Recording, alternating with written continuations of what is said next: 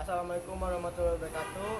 Kami dari kelompok 6 akan mempresentasikan hasil dependent, independent, dan ANOVA.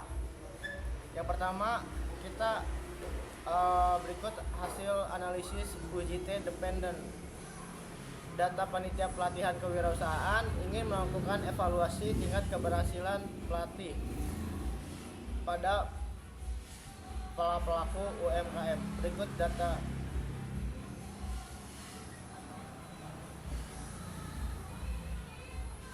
Selanjutnya berikut hasil input data view.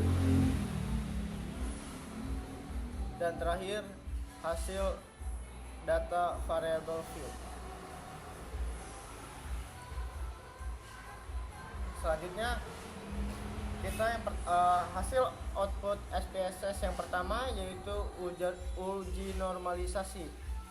SIG persentase sebesar 0,330 lebih besar dari 0,05 dan SIG persentase sebesar 0,00 lebih kecil dari 0,05, sehingga disimpulkan skor persentase berdistribusi normal dan skor persentase berdistribusikan normal. Dengan demikian persyaratan uji pair test terpenuhi. Selanjutnya dilakukan langkah-langkah uji sampel test. Berikutnya ada hasil analisis deskriptif relate present sebesar 64,4333, sedangkan relate post test sebesar 67,97, sehingga secara deskriptif terdapat perbedaan relate skill wirausaha antara present dengan hasil post test. Berikutnya uji korelasi. Berdasarkan output di atas, diketahui bahwa nilai koefisien korelasi sebesar minus 0,114, sedangkan nilai SIG 0,549. Karena nilai SIG lebih besar 0,05, maka dapat dikatakan bahwa tidak ada hubungan antara variabel pre-test dan variabel post-test. Selanjutnya hasil period sample t-test.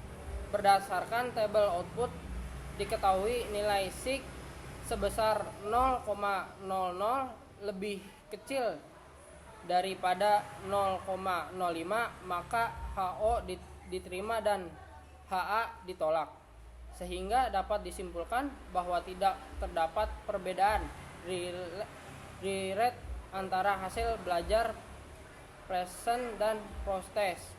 Artinya tidak terdapat pengaruh pelatih kewirausahaan dalam meningkatkan skill wirausaha pada pelaku UMKM selain membandingkan antara nilai SIG dengan A.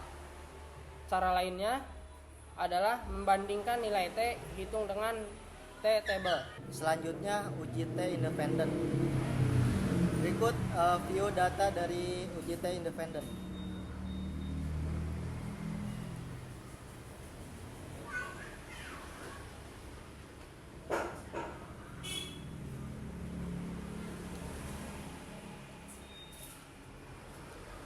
Hasil dari uji T normalisasi berdasarkan dari output Shapiro Week, maka didapat nilai signifikat kelompok tidak dilatih sebesar 0,975 dan nilai signifikat kelompok dilatih sebesar 0,950.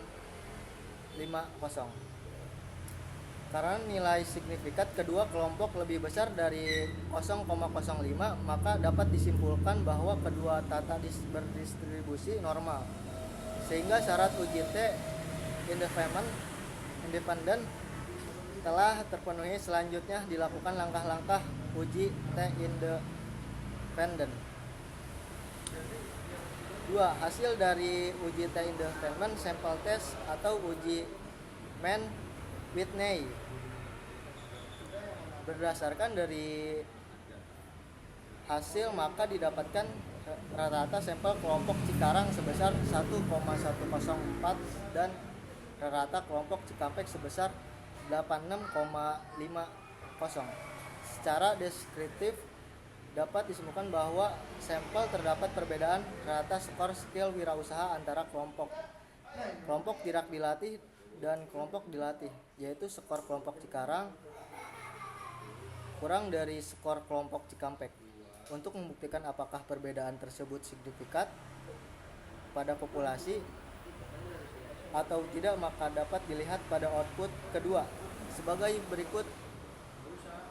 Hasil dari independent t-test. Selanjutnya hasil dari independent t-test.